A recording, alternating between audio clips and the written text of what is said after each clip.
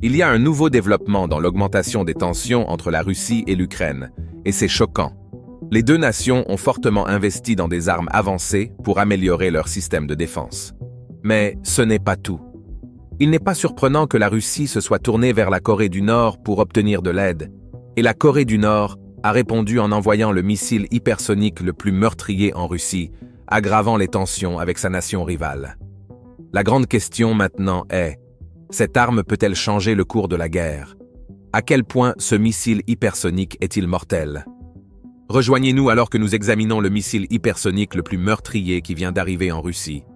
Au début de septembre 2023, il a été annoncé que Kim Jong-un prévoyait de visiter la Russie, et la réunion a été officiellement confirmée le 10 septembre, après que le leader de la Corée du Nord a utilisé son train blindé personnel, le même qu'il avait utilisé lors de sa visite en Russie en 2019.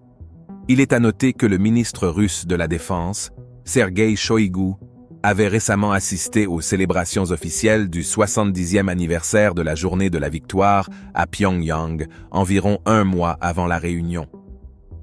La Russie, confrontée à des pénuries de main-d'œuvre, à un manque de soutien international et à des pénuries de munitions à la suite de son invasion de l'Ukraine, a été confrontée à divers défis, ce qui a suscité plusieurs spéculations sur la raison principale de la réunion.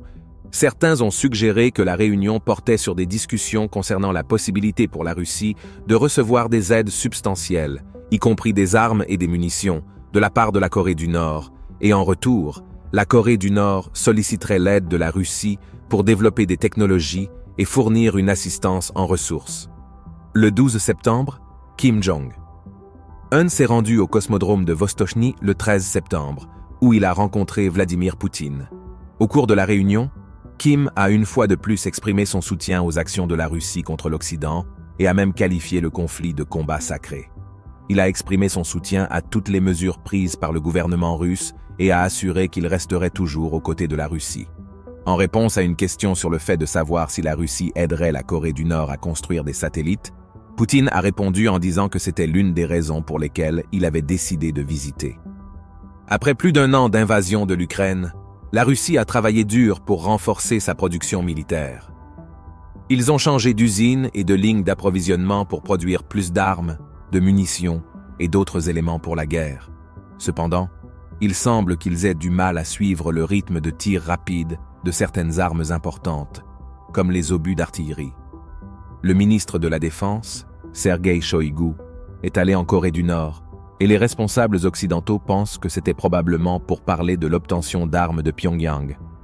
La mention spécifique de l'assistance satellitaire indiquait une collaboration potentielle dans le domaine de la technologie spatiale.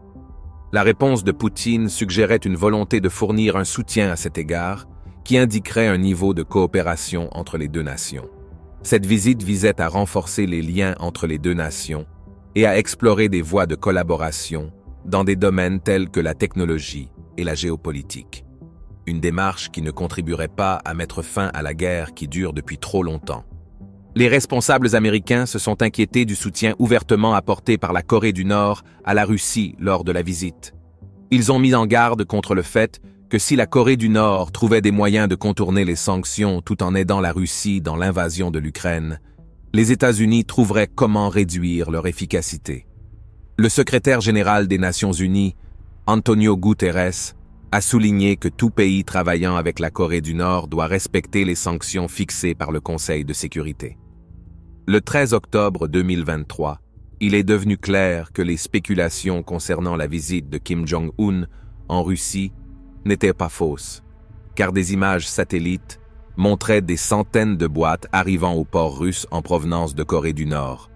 Un rapport récent suggérait que la Corée du Nord envoie discrètement de nombreuses armes en Russie en utilisant des navires et des trains pour soutenir Moscou dans sa guerre contre l'Ukraine.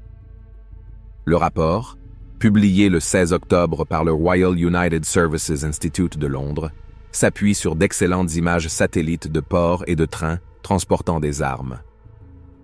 Les images montraient 2 navires de charge russes faisant des allers-retours entre un port nord-coréen appelé Rajin et un port russe peu connu appelé Dunay. Selon le RUSI, ces navires transportaient des centaines de conteneurs et l'Institut pense que ces conteneurs contenaient probablement des armes nord-coréennes.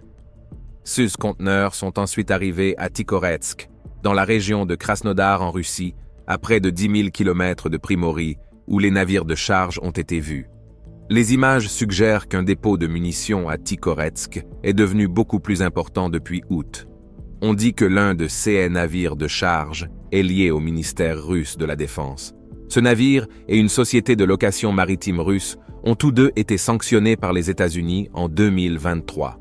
Jake Sullivan, qui travaille pour la Maison-Blanche et s'occupe de la sécurité nationale, a partagé que les services de renseignement des États-Unis surveillent depuis un certain temps la possibilité que la Corée du Nord fournisse des armes à la Russie. Sullivan a expliqué que Moscou, qui est la capitale de la Russie, déploie beaucoup d'efforts pour obtenir le soutien de la Corée du Nord, car les États-Unis exercent une pression sur l'industrie de la défense russe. Il a déclaré que la Russie cherche désormais n'importe où pour trouver des choses comme des munitions d'artillerie. Et c'est pourquoi elle essaie d'obtenir de l'aide de la Corée du Nord. D'autres experts ont également trouvé des preuves suggérant qu'il y a plus de mouvements de trains entre la Corée du Nord et la Russie après la visite de Kim en Russie. Le Center for Strategic and International Studies à Washington, D.C., a partagé un rapport ce mois-ci affirmant que le nombre de trains allant et venant est beaucoup plus élevé que ceux qu'ils ont vus au cours des 5 dernières années, même avant la pandémie de COVID-19. Ils croient que puisque Kim et Poutine ont parlé d'échanges militaires et de coopération lors de leur récente réunion, cette forte augmentation de l'activité ferroviaire signifie probablement que la Corée du Nord envoie des armes et des munitions à la Russie. De plus, 2 navires ont fait des allers-retours entre le port de Rajin en Corée du Nord et une installation sécurisée dans l'extrême-orient russe depuis la mi-août, effectuant au moins 5 voyages. Bien que la cargaison spécifique reste inconnue, les images indiquent un lien avec le réseau logistique militaire russe, laissant fortement entendre que ces navires transportent des équipements militaires. Cette analyse constitue une preuve claire qu'après avoir reçu le soutien de la Russie pendant de nombreuses années, la Corée du Nord aide désormais Moscou dans son effort de guerre. Cette collaboration suggère un approfondissement des relations militaires entre les deux nations, la Corée du Nord contribuant activement aux besoins militaires de la Russie. Avant les réunions importantes entre la Corée du Nord et la Russie, les 2 navires n'avaient aucun historique enregistré de voyage sur la route entre le port de Rajin en Corée du Nord et la Russie. Pendant la période subséquente, une analyse d'images satellites réalisée par le Russie a révélé que le navire cargo russe Angara a commencé ses voyages entre Rajin, en Corée du Nord, et Dunaj, en Russie, à partir de la mi-août. Vers la même époque, un autre navire russe nommé Maria a suivi un itinéraire similaire. Notamment, juste avant d'emprunter cette voie, les 2 navires ont intentionnellement éteint leurs signaux de système d'identification automatique, une action détectée par le site web de suivi des navires Marine Traffic. Cette action a permis aux navires, Maria et Angara, de dissimuler leur position pendant leur voyage entre les ports, suggérant un effort délibéré pour opérer discrètement et éventuellement éviter l'examen ou la réglementation. En même temps, il y a eu une augmentation rapide des zones de stockage pour les munitions dans un dépôt à Tikhoretsk, près des lignes de front de la guerre. Les images analysées montrent les 2 navires effectuant plusieurs voyages entre Dunaj et Rajin, où ils chargent les navires de munitions et déchargent la cargaison à différents quais. À Dunaj, les navires déchargent leur cargaison tout en étant accompagnés par un navire militaire. Fait intéressant, la Corée du Nord produit 2 types de munitions largement utilisées par la Russie dans la guerre. Les roquettes Grad d'un 22 mm de l'ère soviétique et les obus d'artillerie d'un 22 mm. Avec la guerre en cours en Ukraine et le besoin de plus de munitions, il semble que la Corée du Nord et la Russie collaborent depuis une période plus longue que ce que pensaient initialement les pays occidentaux. De plus, d'autres armes susceptibles d'être échangées dans cette collaboration incluent des armes conventionnelles telles que des plateformes d'artillerie et des lance-roquettes. Le BM-20 et un Grad est un lanceur autonome de roquettes d'un 22 mm de taille. Il a été fabriqué en Union soviétique. Ce système a été créé pour la première fois au début des années 60 et a été utilisé dans un véritable combat en mars 1969 lors d'un conflit entre l'Union soviétique et la Chine. L'ensemble du système, comprenant le lanceur et la roquette, est officiellement connu sous le nom de système de roquettes de champ M20 et 1. Cependant, la plupart des gens l'appellent le système de lance-roquettes multiples grades. L'obusier, quant à lui, est un gros canon qui tire de l'artillerie de 155 mm. Il provient du Royaume-Uni et est tracté par un véhicule. Il a été utilisé dans des guerres comme celle en Irak, la guerre civile syrienne, le conflit au Yémen et la guerre entre la Russie et l'Ukraine. Il est connu pour sa capacité à tirer des obus à longue distance, jusqu'à 40 km. Selon l'année et l'accord, le coût d'un obusier peut être d'environ 2 millions de dollars à 3 700 000 dollars. En ce qui concerne le navire Maria, des documents officiels ont indiqué son association avec une société appelée JSC Sovfracht. En 2019, les États-Unis ont accusé le Sovfracht d'être impliqué dans des sanctions visant à aider les forces russes en Syrie, soutenant le régime de Bachar al-Assad. La Corée du Nord n'est pas le premier et probablement pas le dernier État non conventionnel auquel la Russie demande de l'aide dans sa difficile guerre contre l'Ukraine.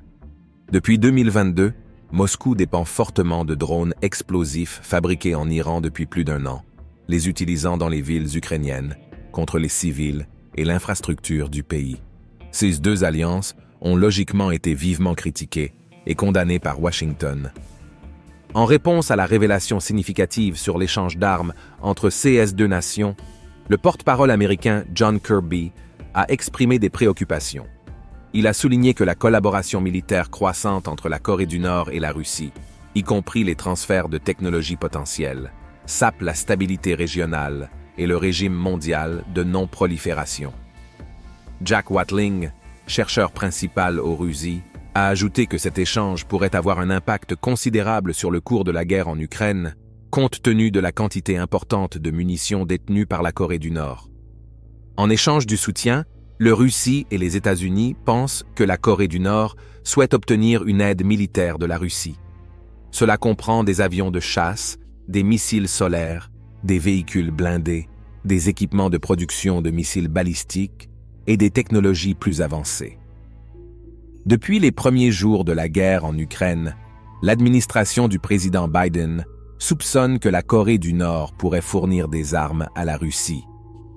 Ces soupçons se sont renforcés l'année dernière lorsque l'on a constaté que Moscou manquait d'armement avancé et utilisait beaucoup d'obus, transformant la guerre principalement en un conflit axé sur l'artillerie. De même, les États-Unis et leurs alliés recherchent dans le monde entier des munitions supplémentaires pour l'Ukraine. Cette recherche comprend les obus de 155 mm utilisés par les États-Unis et des obus de différentes tailles pour l'artillerie d'époque soviétique, encore utilisée par l'Ukraine. La fourniture d'armes par la Corée du Nord à la Russie pourrait conduire à raviver une guerre que les États-Unis ont tant travaillé à mettre fin, augmentant les tensions entre les nations. Examinons la position de la Corée du Nord dans le monde des armements et si l'Ukraine devrait vraiment s'inquiéter de l'accord entre la Corée du Nord et la Russie. Kim Jong-un a utilisé une grande partie de l'argent de son pays pour l'armée, atteignant jusqu'à 26% de l'argent total de la nation en 2017. C'était plus que ce que tout autre pays a dépensé pour l'armée cette année-là. De nos jours, les drones aériens et sous-marins attirent beaucoup l'attention, et la Corée du Nord investit dans ceci. Les drones sont privilégiés car ils ne mettent pas beaucoup de personnes en danger et peuvent atteindre très précisément leur cible. De nombreux pays puissants se concentrent sur les drones, et la Corée du Nord fait de même en allouant une partie significative de son budget à ceux-ci. Jetons un coup d'œil au Hwasong-8, le missile hypersonique de la Corée du Nord. Le Hwasong-8 est réputé être l'un des missiles hypersoniques les plus meurtriers, et il a été déployé en Russie. On dit que le missile est construit à partir soit d'un premier étage raccourci du Hwasong-14, soit d'un Hwasong-12. Les observations de la distance entre les verniers et la chambre principale suggèrent qu'il est probablement basé sur le Hwasong-14, car il y a un écart légèrement plus long entre eux. Comparé au Hwasong-14 original, les réservoirs de carburant de l'étage principal auraient été raccourcis d'environ un quart. Le véhicule hypersonique est positionné au sommet du missile et a une forme typique observée dans d'autres véhicules de ce type, comme le DFZF, avec des ailettes pour contrôler son volume. Cependant, Comme il n'y a pas de données publiées sur la trajectoire du missile, il est difficile de déterminer la trajectoire du véhicule de rentrée. Le missile n'a probablement pas survolé le Japon selon une trajectoire plane, et une trajectoire lobée n'est pas adaptée pour tester de tels véhicules, car le véhicule de rentrée réentrerait alors selon un angle presque vertical. Quoi qu'il en soit, le missile est une démonstration importante de la technologie des missiles. Il a marqué le 6e volume réussi consécutif du moteur de fusée Paektusan, également utilisé par les Hwasong-12, 14 et 15. Le missile comprend d'autres technologies avancées, telles que l'ampoule de carburant, où le carburant peut être chargé dans le missile des mois ou des années avant un lancement, réduisant le temps de préparation. Cependant, l'impact de l'ampoulisation pourrait avoir été exagéré, et il est probable que du carburant liquide storable ou des membranes pour sceller le réservoir de propergol jusqu'au lancement soient utilisés. Le chef d'état-major interarmé mentionne que le missile pourrait être intercepté s'il vole à une vitesse de Mach 3. Cependant, s'il atteint des vitesses hypersoniques, il pourrait atteindre les régions sud de la Corée du Sud en environ 1 minute, contre 5 ou 6 pour un missile Scud. Ce court laps de temps pourrait être trop bref pour alerter les défenses antimissiles. Le missile présenté à l'exposition de défense en octobre 2021 présentait quelques différences notables par rapport à celui lancé en septembre. À l'exposition, la tête explosive était probablement montée sur un Hwasong-12 et le missile était vu sur un MAS-547, également utilisé par le Hwasong-12. Le lancement du missile avait également un objectif politique. Il a démontré la capacité du gouvernement à renforcer sa dissuasion, à mettre en valeur ses réalisations et potentiellement à gagner en légitimité et en prestige, à un moment où l'accent est fortement mis sur les missiles hypersoniques. Le lancement a attiré l'attention internationale, étant considéré comme rejoignant une course menée par les grandes puissances militaires pour déployer le système d'armes avancées, selon Reuters. Cependant, la plupart des missiles balistiques de la Corée du Nord réentrent déjà à des vitesses hypersoniques, mais cela améliore encore les chances de survie de la tête de guerre, même si ces véhicules de rentrée sont plus coûteux que les traditionnels et ne représentent probablement qu'une petite partie de sa force de missiles. Cela semble également faire partie d'une course aux armements croissante en Corée, ce missile mettant en avant la puissance technologique par rapport à la Corée du Sud. La Corée du Nord semble également déterminée à créer l'une des flottes de drones les plus avancées capables de transporter des armes nucléaires, et leur dernière création, Hail, en est une forte preuve. Hail est un drone sous-marin, et comme il s'agit d'une nouvelle arme, les gens en dehors de la Corée du Nord ne le comprennent pas encore pleinement. Les experts ont fait leurs meilleures suppositions en le comparant à une arme russe similaire appelée Poseidon. Comme Poseidon, le nouveau drone nord-coréen a un propulseur à jet à l'arrière et un ensemble de surfaces de contrôle qui peuvent se replier, semblable à une croix. Mais, contrairement à Poseidon, qui utilise l'énergie nucléaire à la fois pour la propulsion et sa tête de guerre, le drone nord-coréen repose probablement sur des batteries pour l'énergie. Il n'y a aucune preuve que la Corée du Nord travaille sur les technologies nucléaires spécifiques nécessaires à un petit réacteur nucléaire pour alimenter un tel véhicule. Cela a du sens, car l'utilisation de l'énergie nucléaire n'est probablement pas une priorité absolue pour la Corée du Nord. La Corée du Nord a récemment envoyé un chargement en Russie le 14 octobre. Le navire, appelé Angara, est détenu par une société russe appelée M-Leasing. Cette entreprise a été sanctionnée par les États-Unis, le Royaume-Uni et l'Ukraine pour le transport d'armes et d'équipements militaires au nom du gouvernement russe. M-Leasing est géré par une autre compagnie maritime controversée appelée Marine Transshipping, qui est également sanctionnée pour le transport d'armes pour le gouvernement russe. Maintenant, en CE qui concerne le navire appelé Maria, les documents d'immatriculation indiquent qu'une société appelée JSC Sofracht y est associée. En 2019, les États-Unis ont identifié Sofracht comme une entreprise impliquée dans une conspiration d'évasion de sanctions pour soutenir les forces russes en Syrie, aidant le régime de Bachar al-Assad. La Corée du Nord n'est pas le premier État auquel la Russie a demandé de l'aide dans son conflit en cours avec l'Ukraine, et elle ne sera peut-être pas la dernière. Depuis 2022, Moscou s'est fortement appuyé sur des drones explosifs fabriqués en Iran, les utilisant dans les villes ukrainiennes contre les civils et l'infrastructure du pays depuis plus d'1 an. Ces deux partenariats ont logiquement fait l'objet de vives critiques et de condamnations de la part de Washington. En réponse à l'annonce de ce commerce d'armes, le porte-parole américain John Kirby a déclaré que le partenariat militaire croissant entre la République démocratique populaire de Corée et la Russie, y compris tout transfert de technologie de la Russie à la RPDC, mine la stabilité régionale et le régime mondial de non-prolifération. Jack Watling, chercheur principal en guerre terrestre aux Russie, a également mentionné que cet échange aurait probablement un impact sévère sur le déroulement de la guerre en Ukraine en raison de l'existence du stock d'armes par la Corée du Nord.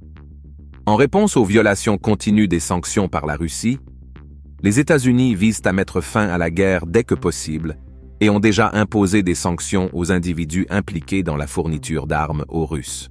Selon Kirby, les États-Unis feront respecter ces sanctions au besoin et pourraient imposer de nouvelles sanctions contre toute personne soutenant la guerre en cours de la Russie avec l'Ukraine. Merci d'avoir regardé. Pendant que vous êtes encore là, cliquez sur le lien apparaissant à l'écran pour regarder une autre de nos vidéos intéressantes. À bientôt.